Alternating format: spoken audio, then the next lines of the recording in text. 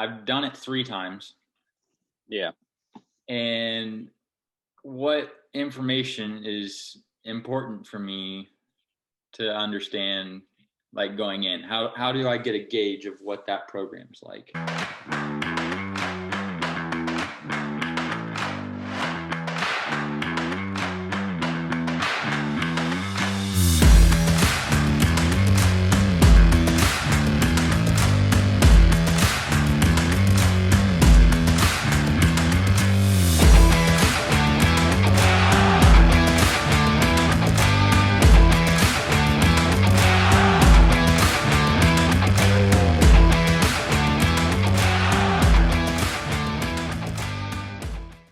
Welcome back. Today I'm interviewing Joe Sheridan, pitching coach at Sienna College.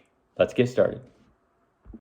What's going on, Trevor? Joe Sheridan here. I just got the job at Sienna College a couple weeks ago. So we're getting ready to get going here. A couple days. We start school tomorrow, and then we'll start picking everything up weightlifting wise and practice wise as the week goes on. But getting ready for an exciting season. Before I was at Sienna College, I came from the University of Cincinnati as the director of player development there. So a lot of good stuff going on there, a lot of good football, baseball, getting into the Big 12, exciting stuff going on there. And it was an exciting time, but thought this was the right move, talking to Coach Rossi, getting his feelings on the program and all that stuff, and just how passionate about he is about the game and about this team in specific. Felt that it was the right move at this time. For post playing career, I was doing some scouting with Perfect Game, so that was just a good way to kind of get my feet wet in the game, see what that area is like, getting some looks on some players, projecting some players out into future years, and just kind of seeing what that side of the game is like. Obviously, never getting that experience as a player. And then back in my playing career, me and you played together at UCF. I was there for 4 years. Went there straight out of high school, and then after my 4 years there, grad transferred and went to Notre Dame. So got to play on some successful teams, got to do a lot of cool stuff, and that cool stuff seems to just be continuing to roll on. What are some things that you look for? What draws you to a field to look at a kid? That kind of stuff. A lot of the times early on in tournaments, you're going to be going to look at guys that you already have on your list that coaches have kind of reached out to you about, that you've been in contact with. And then if someone grabs your eye while you're out watching some of those guys, then maybe you'll go get another look at them later in the tournament. But a lot of the times when you're going out to some of those trips, you're going to look at guys that you kind of already know about or have heard about. So that's how that kind of works on that end. And then guys that'll grab our eye or guys hustling on and off the field, hard contact, things that kind of stand out like that, doubling the gap, making a nice play in the field, good velo, good outings on the mound. So kind of the things that really jump out to you when you're watching the game as a spectator are kind of the same things that coaches are looking for when they go out on the road too. Okay. So are those things you just mentioned the best way to get on your list? How do you get on the list to have you come back or come watch you again? The best way to get on the list before those tournaments even start is just reaching out via email.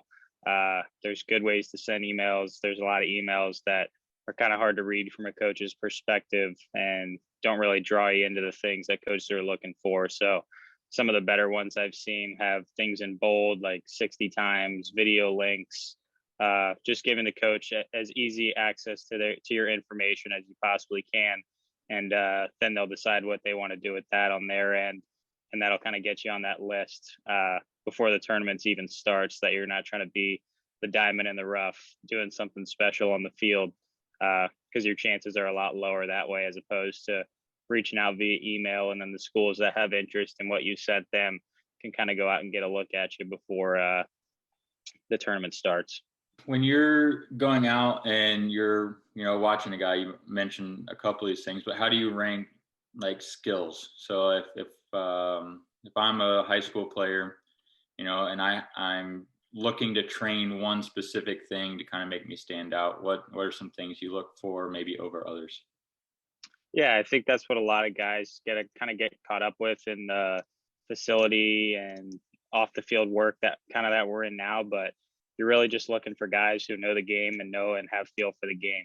And whether that be backing up bases, knowing where to go on a cutoff, taking the extra base on an overthrow, just kind of stuff like that, where you can tell that he's a baseball player and kind of not just one of those guys who lives in the lab trying to perfect the swing or perfect pitch mechanics, and someone who's really dedicated to the game and not just kind of that off the field metric stuff, which is obviously very important and it helps a lot of players get better. But really, that main focus that coaches are looking for are players who are going to make impacts on the field and help them win some ball games. So you mentioned like you're really looking for like baseball players. What are some like key things that like really make up a baseball player rather than like one of the, like a only metric only kind of guy? Yeah, I think those are kind of some of the things you see when you go out and actually watch the game. You know, on Twitter, social media, YouTube, you'll see the double, you'll see the home run, you'll see the 95. You don't necessarily see what's set up, how they took a slider in the dirt to kind of buy themselves a fastball on a 2-1 count, taking a step back on a ground ball to get the better hop. Just kind of the things that it's hard to see on video, but when you watch the game and you know the game and you know kind of how the game works, when you get out there and watch those guys play, you can just kind of feel who's got that feel for the game and who kind of knows what's going on above a level of your average player. So when you have a recruit, you're talking to him on the phone, or maybe he's on an unofficial. What kind of questions do you want him to ask you? What are you looking for? What would you want him to know about your program? Yeah, I think the basic ones are kind of just what your interest is in the daily life of a student athlete, kind of what it'll look like for you being a student athlete at that specific school.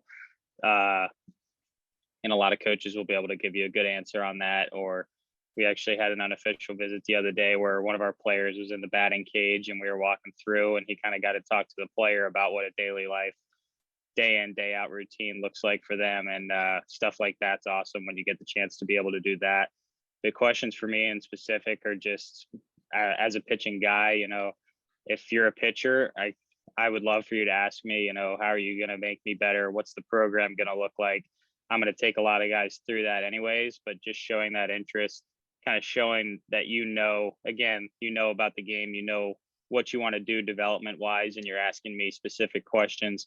And I think that also gives players a better ability to be able to kind of get a read on the coach and see, are they just kind of giving me their speech, or can they really get down into the nitty gritty when I ask them the specific questions that I'm interested in. So any question that a player is really interested in and fired up about just makes me excited and lets me know that they're really bought in to themselves and to furthering their career. What's the best way for me to communicate as a high school guy to you?